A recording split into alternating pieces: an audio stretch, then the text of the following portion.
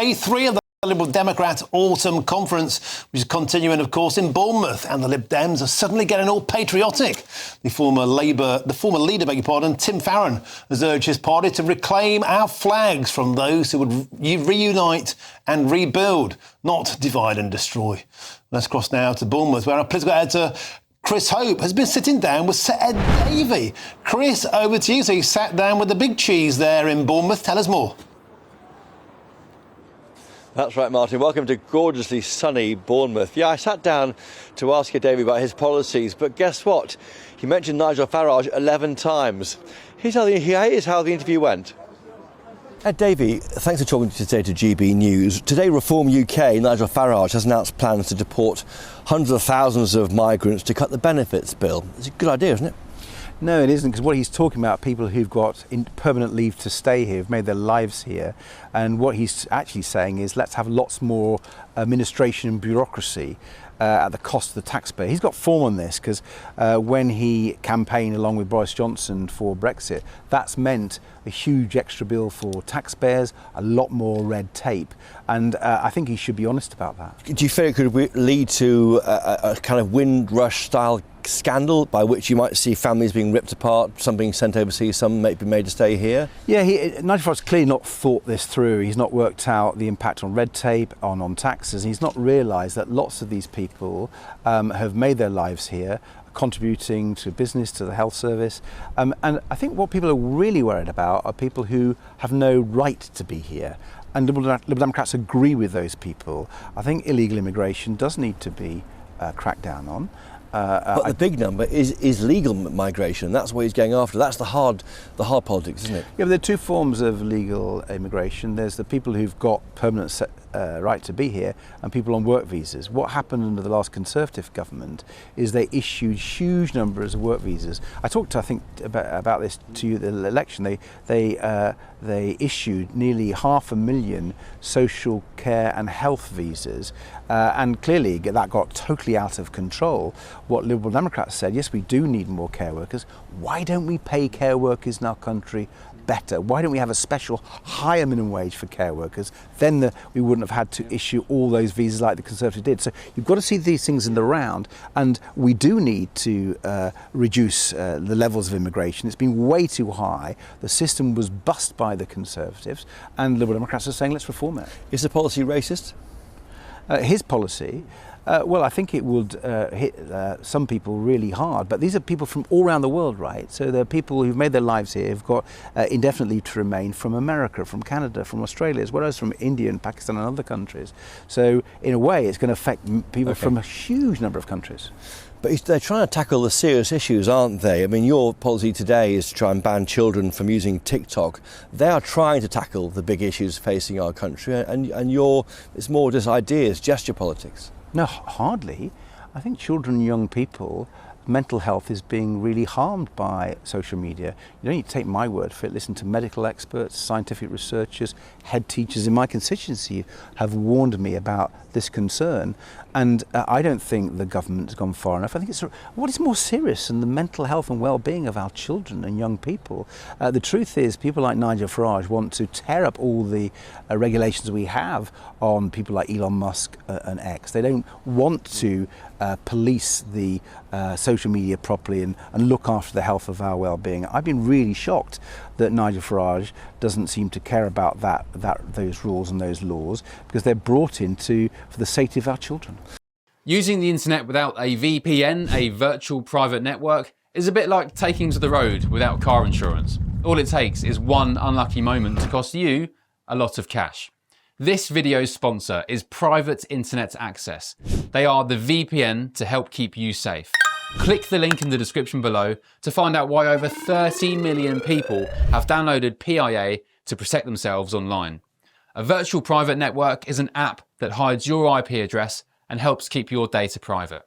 When you're browsing the internet at home, you give up a large amount of data to businesses, to shops, and indeed to social media giants too. Hackers have the ability to steal your personal data with ease, including sensitive information such as passwords, keystrokes, and even your personal photos. Private Internet Access helps protect your personal data by encrypting your internet connection to keep your data out of the hands of cyber criminals. And it's not just hackers either to be concerned about. Information can be censored too. When Canada passed their C18 bill, social media giants decided to ban news content on their platforms. But PIA can protect your ability to consume the news and content you love. Private internet access is available for Windows users, Mac OS, Android, Linux, iOS, and you can use one PIA subscription to protect an unlimited amount of devices. And we've got a huge GBNews discount for you too. Click the link in this video's description and you'll get a massive 83% off PIA. That's under £2 a month, the price of a coffee, and you'll get an extra 4 months completely free on top. Also, there's a 30-day money-back guarantee too. Visit piavpn.com/GBnews to start protecting yourself digitally today.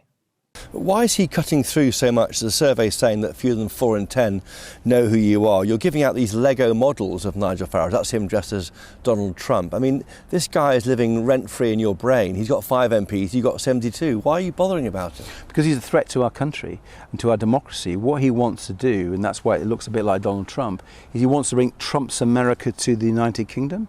I think people who care about British values don't want to be, an adjunct to Trump's America, don't want to have, American-style health insurance, getting rid of the ban on handguns like they have in America and what Nigel Farage supports, fracking across our beautiful countryside, which Nigel Farage wants to happen. He wants to bring down bills. He wants to bring down energy bills. That's why fracking is important to him. Oil and gas to bring down energy bills. I'm glad you've raised this, because fracking won't do that at all. Right. The price of gas is what's keeping energy bills higher. And by despoiling our countryside and fracking across every bit of green grass as Nigel Farage wants to do, he won't bring down energy bills. He'll make us more dependent on Vladimir Putin's Russian gas. Look where that's ended. What you need to do to bring down energy bills is the plan that the Liberal Democrats have. We've got a plan to halve people's energy bills within a decade. That's actually realistic, unlike using fracking. Green power and the like. Well, look at using renewables, insulating people's homes, enabling us to trade with Europe better with interconnectors so we can get cheaper power. There's a whole set of ideas that we've got, a real properly well thought through plan, unlike the fracking ideas of Nigel Farage. And what I worry about is that if we become like Trump's America, we're changing our country in a profound and a difficult way. Look what Trump's doing to America, undermine the democracy. Okay. Liberal Democrats have a different approach to changing our country. About your party, the Liberal Democrats, is it right that an Irishman who tweets from America is arrested on landing in this country? I was pretty surprised at what happened there, I have to say. I don't know all the details. I think there are aspects of how you implement some of the laws, and sometimes you can see people being too heavy-handed. The ID cards, has their time come? You fought against them. I remember vividly talking to you about that when you were back in the noughties, when we were much younger than now. Would you support them now? Has their time come? Yeah, well, the ID cards put forward by Tony Blair were wrong. We opposed them for lots of reasons. They had a centralised database, they cost a lot of money, people have had to show them on the streets, and we did oppose those. You're absolutely right to say there. What's being talked about, I think, is different, but we haven't seen the proposals from the government. It's a digital fingerprint, isn't it? Well, we don't actually know, but it's something. I think they're calling it digital identity. Yep. That could mean empowering individuals so they can access their public services and they're in control and the state doesn't have a role. Big Brother's watching you. In the old days, you were against that. But I'm saying it depends on what they're proposing. So I've been to Estonia where they've got digital identity. That they're really careful to make sure the state doesn't have power, that there's no danger of Big Brother watching you. And what I've been concerned about, because Labour has form on this, is that they create a centralised database where the state can watch you and control you. We would oppose that. We would absolutely oppose that. But if it puts the individual in charge, gives the individual more freedom, and not the state, well, we're liberals. We believe in freedom. Can I quickly ask you, is your party more patriotic than Reform UK? Yes, and I'll tell you why. We believe in British values. So do they? Let's see if they do. Decency, tolerance, respect for the rule of law. I think those are the issues that we're our children are taught in our schools, they often show that they're completely opposed to those. And by bringing in Trump-style American policies, where actually freedom of speech is reduced, the judiciary is overruled, that is the sorts of things I worry about. And when you hear Nigel Farage speak, or see his councillors in action, where, for example, in Nottinghamshire, they're not even allowing the press in to report them and question them, I worry about where Nigel Farage would take our country, and I don't think that's British. Which flag do you prefer? Martin, here is the star of the show. This is the Lego Nigel Farage being given out by Lib Dems to reporters here. He's holding a little mini glass of beer there and what looks like a Valentine's card to Donald Trump. He's also wearing a very tiny Make America Great Again, and he's two-faced. Look at that, two faces. There you are. That's what Lib Dems spend money on nowadays.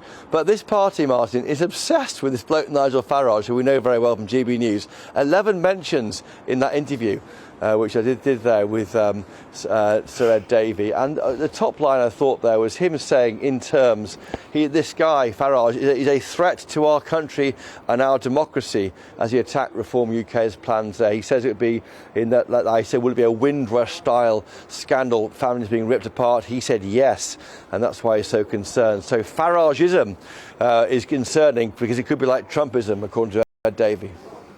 Chris, a fantastic interview, and it looks beautiful down there on the coast, and great camera work, by the way, getting that plastic Patriot right on cue there. Thank you very much to our cameraman. I think that's Tom, good lad. And I'll tell you what, I think those plastic Patriot figures... Ollie Costello. Well done, Ollie. I reckon those plastic Patriot figures are going to become collector's items with Reform UK voters. They can't stop talking about the fella. Well, that's the point. You know, Nigel Farage, he says things in Westminster. He's got 5 MPs. Yes, he's ahead in the polls, but a party with 72 MPs finds itself defining itself by him. And that's because I do think that Nigel Farage, for all of his weaknesses on the detail of some of his policies, he is trying to take on the big issues facing Britons today, even if it's on the large Boris wave, as they called migrants arriving here, being given indefinite leave to remain. This party is trying to take on those big issues, and that is why I think they are moving the market for where policy goes in Westminster, because the other parties aren't doing the hard yards on that. Yes, there are elements of it. He moves around the detail. There's a feeling of vibes about Reform UK, but I think they are onto something and are addressing issues which I think other parties aren't really embracing properly. Chris O, beautiful always, ever, this time by the seaside. And make sure you bring home some of those plastic Patriot figures. I reckon they go for a pretty penny on eBay. Chris O, beautiful, always a pleasure, and I'll see you again back here in Westminster.